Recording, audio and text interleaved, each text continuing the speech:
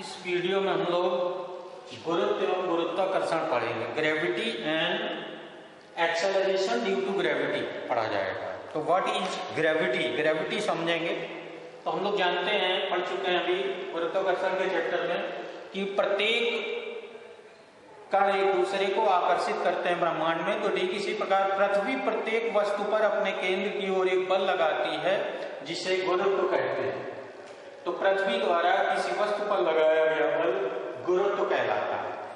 अब हम लोग जानते हैं कि जब किसी वस्तु पर बल लगता है तो वस्तु में त्वरण उत्पन्न हो जाता है। तो पृथ्वी के गुरुत्वाकर्षण बल के कारण अर्थात गुरुत्व के कारण यदि कोई वस्तु पृथ्वी की ओर स्वतंत्रता पूर्वक गिर रही है तो उसमें त्वरण उत्पन्न हो जाएगा और उस त्वरण को कहते हैं गुरुत्वीय त्वरण।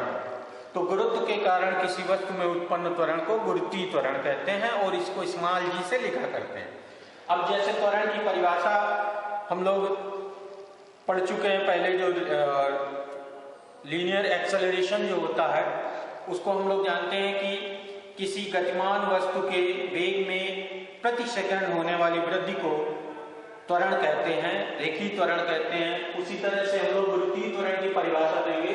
तो गुरुत्वीय त्वरण स्मॉल जी की परिभाषा ये होती है कि पृथ्वी की ओर स्वतंत्रता पूर्वक गिरती किसी वस्तु के वेग में प्रति सेकंड होने वाली वृद्धि को गुरुत्वीय त्वरण कहते हैं, स्मॉल जी से लिखते हैं। और प्रयोगों द्वारा ये देखा गया कि कोई भी वस्तु पृथ्वी की ओर अगर गिर रही होती है, चाहे वो हल्की हो चाहे वो भारी हो, उसमें लगने वाले बल और उसके द्रव्यमान का जो रेशियो होता है वो सेम होता है, बराबर रहता है। उसी को गुरुत्वीय त्वरण कहा जाता है। तो इसको प्रैक्टिकल यानी प्रयोगों द्वारा गुरुत्वीय त्वरण का मान 9.8 मीटर प्रति सेकंड स्क्वायर कैलकुलेट किया गया। तो ये है standard value of acceleration due to gravity. गुरुत्वीय त्वरण का जो प्रमाणित मान है वह 9.8 मीटर पर सेकंड स्क्वायर होता है। और इसका अर्थ ये हुआ कि अगर कोई वस्तु पृथ्वी की ओर स्वतंत्रता पूर्वक गिर रही है तो चाहे वो हल्की हो चाहे वो भारी हो, प्रत्येक के वेग में एक सेकंड में 9.8 मीटर प्रति सेकंड की वृद्धि हो जाती है। तो ये है गुरुत्वीय त्वरण। फिर से समझ लीजिए, पृथ्वी की ओर स्वतंत्रता पूर्वक गिरती वस्तु के वेग में एक सेकंड में या प्रति सेकंड में होने वाली वृद्धि को गुरुत्वीय त्वरण कहते हैं, स्मॉल जी से लिखते हैं। और स्मॉल जी का जो प्रमाणित मान होता है वह 9.8 मीटर पर सेकंड स्क्वायर होता है एमकेएस में। और अगर सीजीएस में देखें तो 980 सेंटीमीटर पर सेकंड स्क्वायर हो जाएगा। अब हम लोग पढ़ते हैं स्मॉल जी और कैपिटल जी में संबंध। स्मॉल जी व कैपिटल जी में संबंध। Relationship between acceleration due to gravity and universal gravitational constant के बीच में रिलेशन हम लोग पढ़ते हैं। तो मान लेते हैं कि पृथ्वी का केंद्र O है, इसकी त्रिज्या RE है और इसका द्रव्यमान कैपिटल ME है।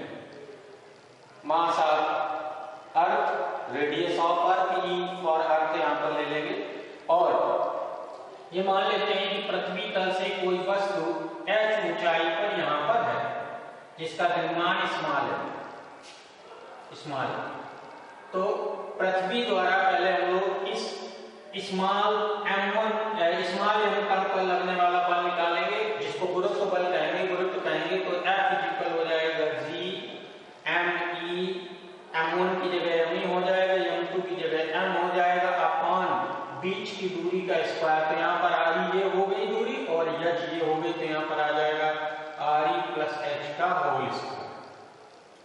ये गुरुत्व हुआ, यानी पृथ्वी द्वारा उस पर लगने वाला बल हो गया M द्रव्यमान के कण पर। अब इस कण को स्वतंत्र कर दिया जाए तो ये नीचे को गिरने लगेगा। तो इस पर जो त्वरण उत्पन्न होगा स्मॉल जी हो जाएगा, M को नीचे ले आएंगे, F अपॉन M हो जाएगा। क्योंकि हम लोग जानते हैं त्वरण बराबर होता है बल बटे द्रव्यमान, तो यह आ जाएगा M यहाँ आ जाएगा, तो ये बचेगा G ME upon RE plus H का होल स्क्वायर। ये अब यदि पृथ्वी तल के बहुत निकट वस्तु कोई रखी है, यानी H का मान RE की तुलना में अगर बहुत कम है, तो ये जो वैल्यू है RE प्लस H का होल स्क्वायर जो है वो अप्रोक्सीमेटली केवल r² रह जाएगा। h को नगण्य मान लेते हैं i की तुलना में, तो r² हो जाएगा। तो स्मॉल g इक्वल आ जाता है Gme अपॉन re²।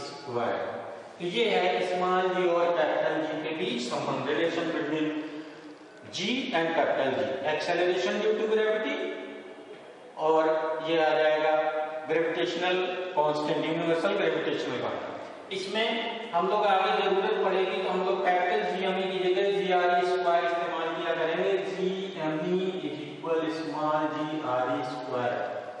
याद रखना है कैपिटल G शास्त्रीय गुरुत्वाकर्षण स्थिरांक है और स्मॉल g गुरुत्वीय त्वरण है। तो ये है स्मॉल g और कैपिटल G में संबंध।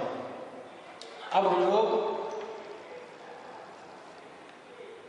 स्मॉल g का मान